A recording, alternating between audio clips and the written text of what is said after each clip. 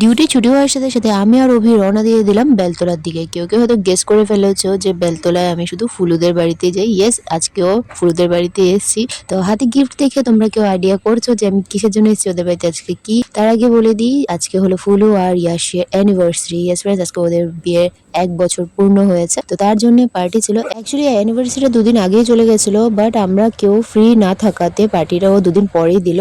Party বলতে just আমরা 2-3 জন ফ্রেন্ডই ছিলাম। আমরা এসে দেখি মিশু আর রাজ আগের থেকে এসে গেছে। এরপরে আমরা গিফটটা ওপেনিং করালাম ওদেরকে দিয়ে। মিশু আর রাজে এই রাধাকৃষ্ণটা দিয়েছিল, যেটা খুব সুন্দর হয়েছে দেখতে। আর আমরা দিয়েছিলাম এই লাউ পোলার, কি বলবো, ডিনার সেট না বাটির সেট একটা দিয়েছিলাম। আর ইয়াসের দেখো এখানে কোনো ইন্টারেস্ট নেই, ওখানে গেমে ঢুকে আছে। আর রাজ ঢুকে আছে হলো ক্রিকেটে, জানো সবাই এখন IPL চলছে। এরপর অনেকক্ষণ গল্প করে আমরা ডিনার সেরে ফেললাম। ডিনারে ছিল পোলাও, চিকেন কষা আর মাছের তরকারি।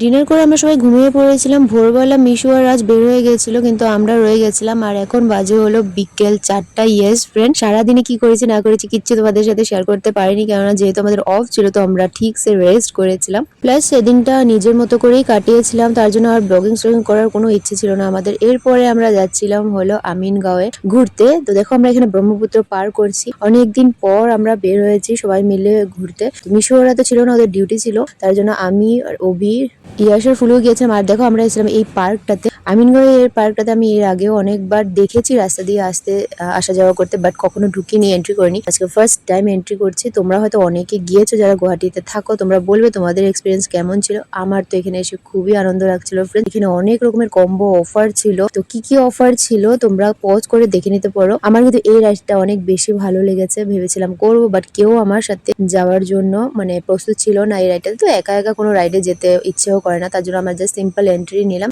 আমি ভেবেছি যেদিন পায়েল আসবে, মানে আমার বোন পায়েল, ওর সাথে করবো, কেননা ও আমার মতো অ্যাডভেঞ্চার করতে খুব ভালোবাসে, ও এসব রাইডের অনেক ভালোবাসে। তো তখনই আমরা নেবো। এখন জাস্ট সিম্পল করলাম। আর এখানে দেখো এই যে রাজহাঁসগুলো ছিল, ইস কি মজা লাগছিল না দেখতে। অনেকটা টাইম আমরা এখানে ফটোশুট করলাম, খেললাম টেললাম। ও আর হ্যাঁ, তোমাদেরকে একটা কথা বলতে ভুলে গেছি, এখানে এন্ট্রি ফি হলো 50 রুপিস করে। আগে একটু কম ছিল, 30 ছিল। এখন অনেক কিছু অ্যাক্টিভিটিস এসেছে যেহেতু, তার জন্য দামটা একটু বাড়িয়েছে। এখন এত একটা ভিড় দেখা না গেলে উইকেন্ডসে কিন্তু এখানে অনেক বেশি ভিড় হয়। আর এই পার্কটার নাম তোমরা নিশ্চয়ই জানো, আমি তখন বলিনি। পার্কটার নাম হলো সরাইঘাট লেক। আর দেখো এখানে আমরা কি উৎপাত করছিলাম, এগুলো অ্যাকচুয়ালি বাচ্চাদের। তো সবাই আমরা যখন উৎপাত করছিলাম তখন কেউ সাইডে দিয়ে আমাদেরকে বললো যে এটা বাচ্চাদের, এটা বড়দের জন্য না, বাট আমরা তথাপিও শুনিনি। কিন্তু আমরা এত একটা বেশি উৎপাত করিনি, আমরা চলে এসেছিলাম একটু পরে।